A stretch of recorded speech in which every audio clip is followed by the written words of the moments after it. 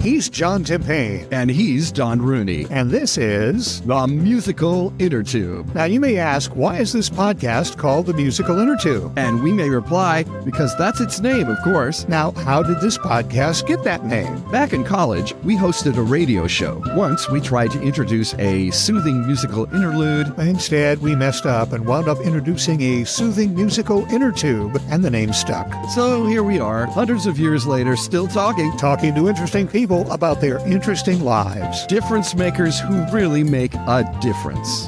Patty Kim is a state representative here in Pennsylvania. She represents the Harrisburg area. She and I go back a long ways. We were both reporters at a TV station here in town, and we both went into state government. I went to the state Senate and continued to do audio and visual stuff, but she took the hard road. She actually became a state representative. Hi, Patty. How are you? Good, Don. How are you? Hi, John. Hello, Patty. Good to see you again. So I guess my first question is, why did you decide to go into politics? Don, if you had to do murder stories every single day and try to talk to the victim of the mother, you don't want to stay very long. Yeah. So, Don, in the beginning, it was interesting. Newsroom is so exciting. There's breaking news. There's new news every day. I could create. I could edit. I can write. But as I said, the depressing news stories every day, where it's 8 hours on a really depressing story, and there's nothing that I could do to help the family except talk about a fundraiser for the funeral. It wasn't. It got old, actually, Don. So. Yeah. I wanted to pivot and do something where I could actually be helpful. And so I thought public service would be it. Well, there you go. You see, I took the cheap way out on that one, too. I went to the weather desk. Everybody wanted to know the weather. So that was kind of... And at the Inquirer, I was always doing entertainment news. So it was always silly, fun, and games all the time. I never had to actually go up to somebody and say, how do you feel about your family being gunned down or whatever it was, Exactly, John. Exactly. And I very much admired the people who did do it. I mean, I really, really did admire them. They had a tough job, So, Patty, I have a question. I just want to know. So how is the etiquette situation when you are not of the majority party? How do you get along with the folks across the aisle? And on a daily basis, are people nice to each other? When you talk the aisles, is it okay? I'm wondering if you can give us a sense. Sure. Of course, we're all nice to each other. I think the lowest common denominator for an elected official is good personality, because you need to get votes. So there's a lot of just good, laid-back people. We can talk about, our kids. We can talk about their district. We have plenty to talk about where you even feel close to. I have some really good friends who are Republicans. But right when we get back into our seats on the House floor where we're separated, we all vote by party. Very few times, we'll cross over and vote with the opposite party. So it's disappointing, because you feel like, wow, I'm building relationships. We can get stuff done. And then we just sit in and we just vote with our party. So that's pretty much how it goes on session days. Well, I'm just wondering, so that means that there are very few bipartisan initiatives on the state level in Pennsylvania? No, John, I think there's a stat. There's about 97% of the votes are unanimous, and they're the really boring ones. It's like updating the statute for, the municipality of the third class city, blah, blah, blah. Like just really boring stuff where we're just updating or revising stuff, technical issues. But the ones that you see here on the news are the 3% that talk about abortion, gun rights, and all that fun stuff. And then you see us all talk and yell and, everything's in disarray. So what's more frustrating as a minority member is that our priorities, our bills that we want to get passed, never get brought up in committee. And so right before the election, what are we voting on? We're voting on trans girls not able to play in sports, to, getting rid of ballot boxes. Those aren't my priorities, but we have to discuss them because that's what the majority wants to do. You are of the minority party. You're Democrat. It's a Republican-controlled House and Senate in Pennsylvania. And that's a situation that exists in many, many state legislatures across the country. We have a Democratic governor, though. And so if the Republicans, just through sheer strength of vote, pass a bill that Democrats are uncomfortable with, they know there's a backstop in the governor's mansion. That sort of is comforting, but in another sense, that's pretty tenuous. Yeah, it's like watching tennis, back and forth, back and forth. And your neck gets sore. But, the thing that the Republicans were able to do, especially during the pandemic, is that they could bypass the governor and just change the Constitution. And so I felt that was very dangerous, because the governor is temporary, 8 years max. The Constitution is pretty much permanent. So if they didn't get their way, if they didn't agree with the governor, they would change the Constitution. It has to go through referendum. So we have, voters voting for it. So, a majority rules.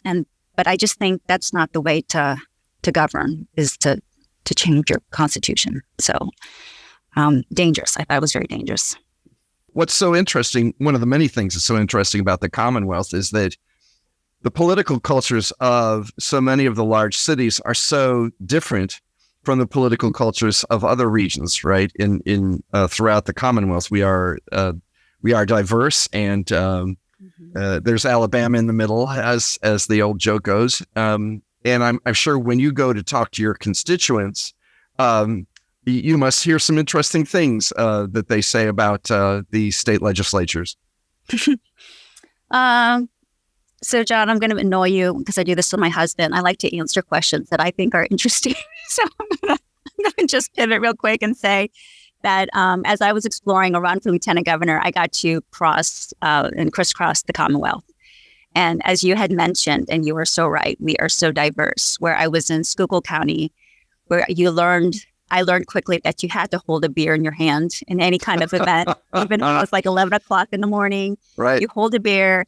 And then I had these big union guys, John Fetterman was there at the same time, but they just looked me up and down and said, "Where's your tattoo?" Like that was part of the dress code. And I was like, "Oh, I don't have any."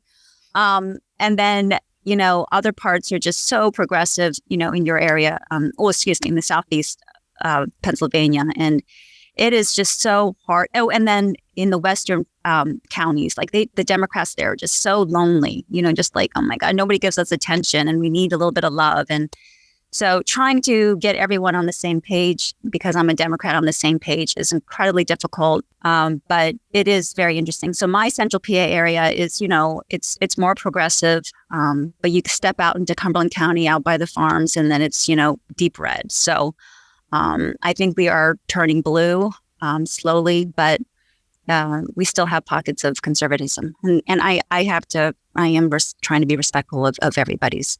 What does Fetterman do well? What is his talent? What is his skill? Because he is sort of an interesting cat. He's a progressive populist in a lot of ways, right? He likes to wear his hoodie, right? Yeah. He likes to hang. I'm just wondering, what do you see? So I think the appeal is that there's so many, and there's been focus groups where, people are just so sick of politics. They don't want to, there's have so much going on with life in general during the pandemic. They don't want to see us fight. They don't like politicians. They don't trust us. And to see another guy in a suit, polished, too slick, is just unappealing. So you see John Fetterman, and just, the opposite of what a politician looks like is so appealing. He's not polished, and he just has a regular dude type of appeal that people find refreshing. People like new. And then again, he's showing love to the areas where Democrats, haven't seen another Democrat in a long time. And so he's spreading the love everywhere. And I think that's his appeal.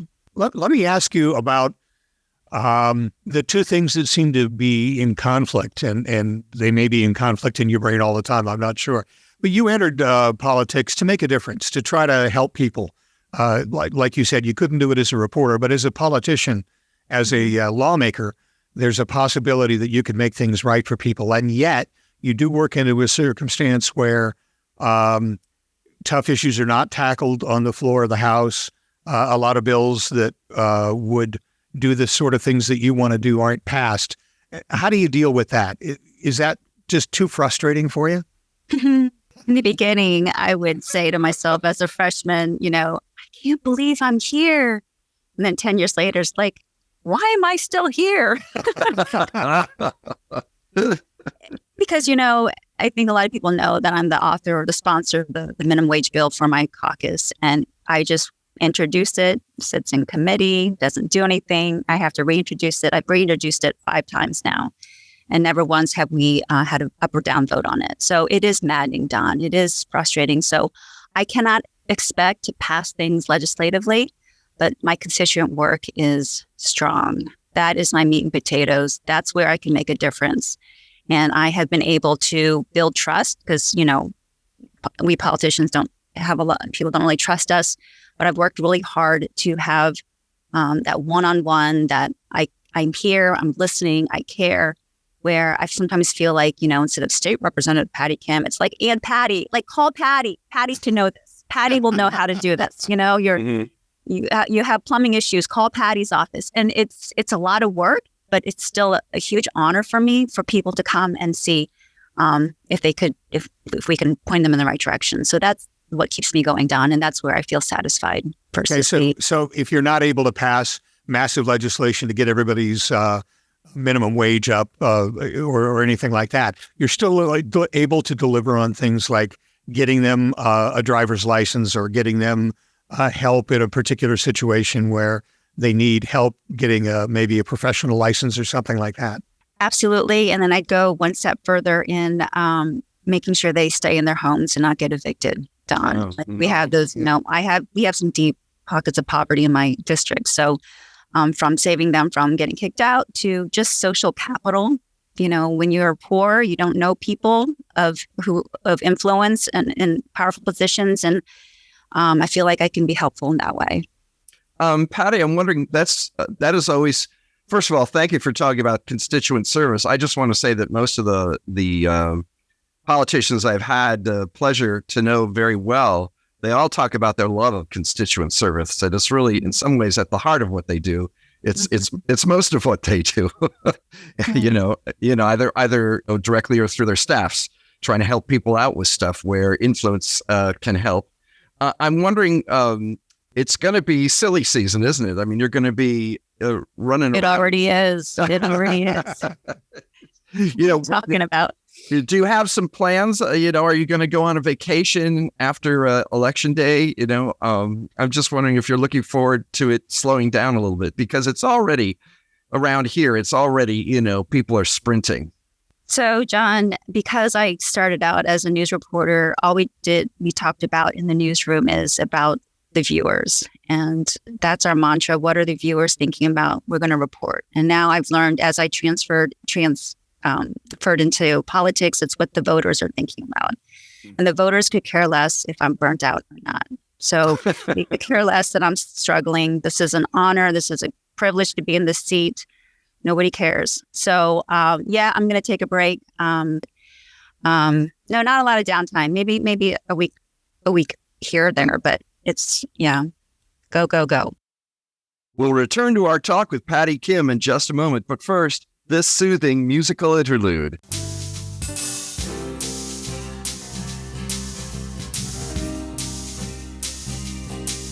State Representative Patty Kim was first elected to the Pennsylvania House of Representatives in 2012. Prior to her work in the legislature, Kim was elected to Harrisburg's City Council, where she served 2 terms, and she was elected as council vice president by her colleagues during her second term.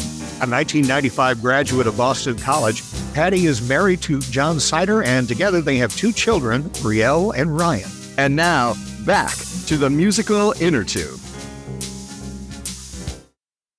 You mentioned earlier that you put out some feelers to see if you could run for lieutenant governor, which this year in Pennsylvania is a change. Normally, the governor and lieutenant governor ran as a team, and this year the lieutenant governor is being elected. First time it's being elected as a separate office. So when you talk about burnout, are you talking about leaving politics or just moving in a different direction in politics? wow, guys, what is this, the Oprah show? Like, seriously, you don't need to go Don't worry. that personal. We'll ask cotton candy questions later, so don't worry. What's your favorite tree? Well, you know what's important is I just don't think that people know very much about what politicians do and how hard they work. I mean, I just don't. I mean, we know enough to be able to complain, and that is definitely our right as citizens and voters. We get a chance to, assert our wills en masse, but we really don't know what you folks do that much. How it is for you. So I thought I'd give you a chance. Well, then I'll take that bait. Absolutely. So, I'm a mom. I have, 2 teenage kids, which humble me, as well as the public criticism. Those 2 things always humble me. Yeah. And then, then it's my life in the Capitol, which is not very productive in terms of legislation. And then it's, I'm constantly campaigning. This seat it comes up every 2 years. So you're just always campaigning. And it doesn't look like, it's not like flyers and rallies, but it's just the constant stay on the ground, know and where people are, I can tell when people are tired of me. I can tell when people are excited for me, just staying on the ground. The 2 years is a curse, but it's also a blessing because, I don't coast. There's no time to coast. You can't coast. And so, I mean, some representatives do, but it's impossible. You have to want this job and you have to be hungry for it, or your voters are going to be like, next, who's next? Because there's a bunch of people in line who would love to take this seat. There's incredible pressure to perform and to get things done all the time. Again, I don't think people care, John, but I do appreciate you asking. I've shaved a couple of years off my life in terms of just, the pushback, and you can never, and I'm a people pleaser, and I think that's why I do well in politics. But man, anything you pass, there's always going to be, and actually Mayor Reed taught me this, Don, the former mayor of city of Harrisburg, you can open up an orphanage and somebody will still complain and call you an idiot, so it's not very satisfying. In the beginning, I thought, I'm going to change the world. I'm going to make people's lives better. I'm going to open the path out to poverty. Now, being in the minority for so long, for 10 years now, it's like something is better than nothing. Like one tiny step is better than nothing. So my expectations have changed, but now I have pressure, with people, maybe even left of me, the candidate running against me. It's just like, where's the change? Where, what are you doing? And I'm like, I'm trying really hard, but where are the results, Patty? Where are the results? So it's frustrating and a challenge. And that brings up another thing that I witnessed firsthand in the Senate, and I'm sure it's the same in the House, and that is there is a progressive wing in the Democratic Party that's now becoming bolder and trying to get more seats and more representation, and very progressive in the sense of some of the stuff that you're trying to do, raise the minimum wage, secure housing for people, really give people who are on the lower rung a kick up, and maybe being a little more aggressive about it than traditional Democrats have been. Mm-hmm. And saying that, and taking your own experience into consideration, when you get to office, it doesn't seem like you can get a lot of that done right away. There's a whole structure to being in a state legislature, or probably in the federal legislature as well, mm-hmm. that you have to fit into before you can be effective in doing anything. Is that right? I mean, you can't just come in guns blazing, because even the people in your own party will say, hey. Spot on, Don. That's absolutely right. And the folks, I don't blame them. They feel the pain. They see the pain. There's a sense of urgency. People are struggling right now. What are you guys doing? I totally get it. But then when you walk into the legislature, all of a sudden it's about seniority. Seniority, powerful. That person gets the committees. That person gets, to be in the room with, 5 other different people. So it's patient. Can we quote you? That's filled with 1 G or 2. Yeah. Let me. Turning into a therapy session for me. I am feeling better. But it's just, it is a long haul. And what I hope it doesn't take 30 years to pass minimum wage, but medical marijuana, Alan Kukovich, Senator, started it, and he was in the legislature, like I think in the 90s, and medical marijuana passed 30 years later. Anyways, it takes a while for the stars to align, and you just need to have the patience. And there'll be a time where I'm like, you know what, I'm gassed out, I'm fading. Next person, go for it. But not right now. Do you think term limits would help in that at all? Cut down on the seniority and maybe make turnover a little easier? So I've seen people who's in the legislature now, who've been there for 16 years and incredibly productive. And then I've seen people there for too long and are just duds. So it really depends on the person. And the people who you think are duds are the ones who literally, they call their constituents on their birthday and make phone calls. Yeah. And they, that kind of constituent service is where they're like, of course I want to keep them. What are you talking about? You call me on my birthday and stuff like that. So, whatever. Don, I think there should be, I don't know what the magic number is in terms of, 12, 14, 20 years. I don't know. I have to tell you a story. We were campaigning at one point for a Democrat somewhere up towards the Schuylkill County area, somewhere up a little bit in a red area. And there was a Republican running for re-election in the Senate, and we were campaigning for the Democrat challenging him.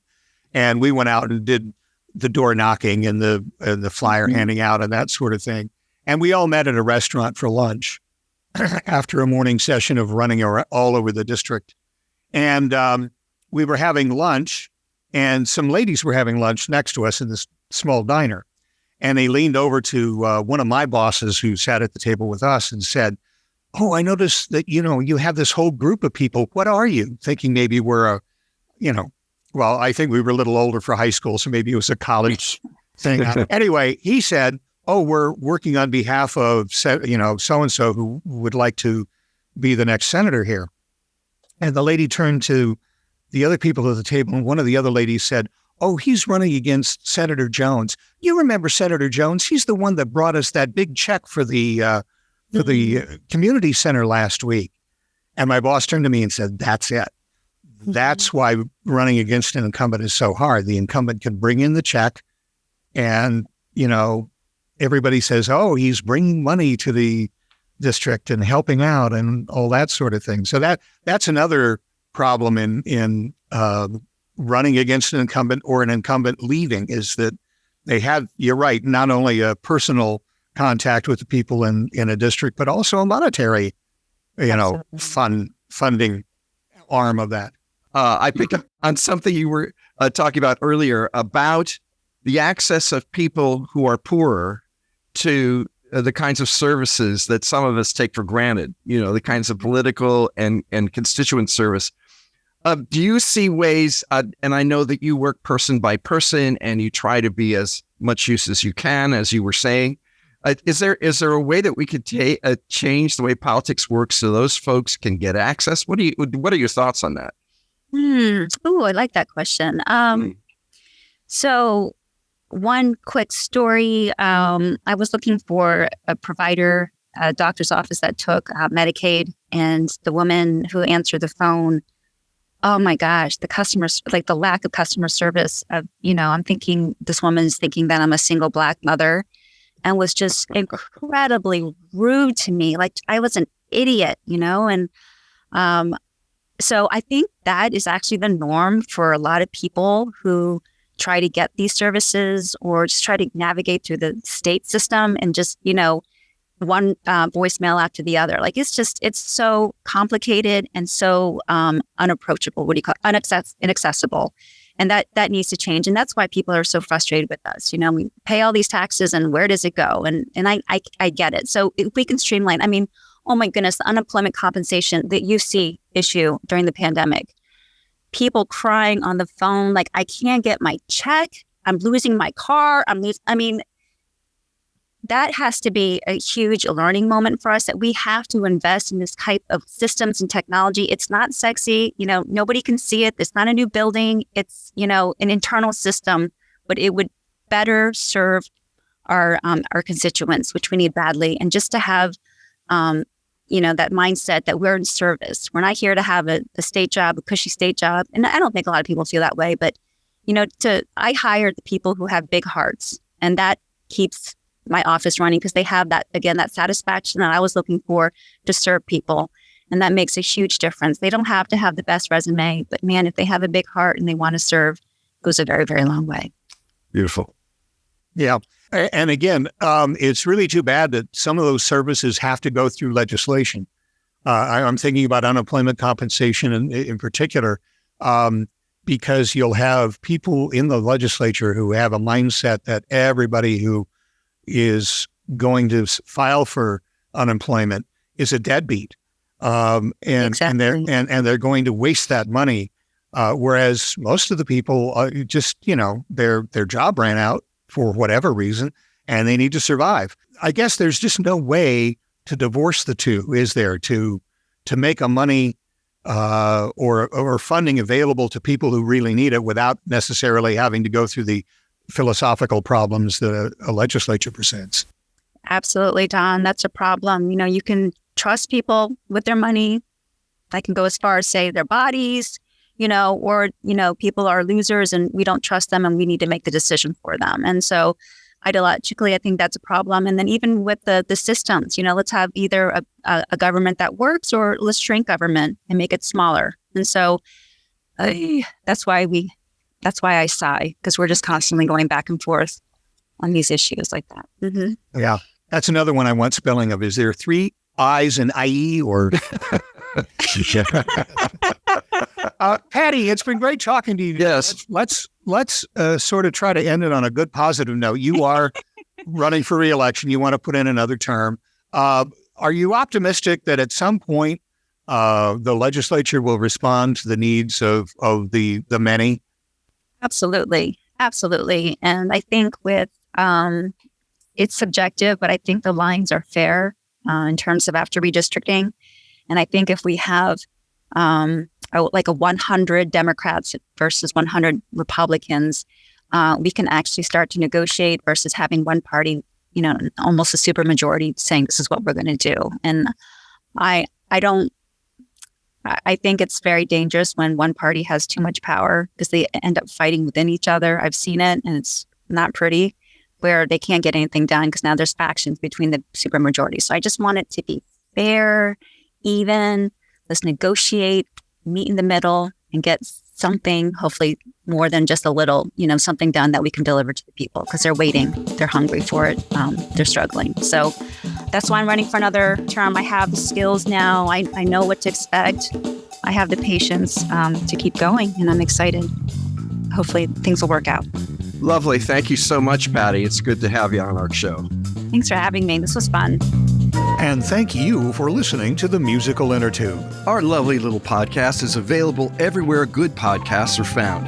Listen on your favorite platform, and if you like what you hear, please give us a good rating. And spread the word. Tell your friends about the Innertube and let them know they can subscribe to the podcast on our website, musicalinnertube.com. There you can listen to all of our podcasts, see pictures and biographies of our guests, and contact us. You can even click on the microphone button in the lower right corner to leave us a voicemail. And don't forget to leave your email address on our Talk to the Tube page so we can stay in touch. And you can email us directly at musicalinnertube@gmail.com. And as always, thanks to virtual band Car Radio Dog for our theme music.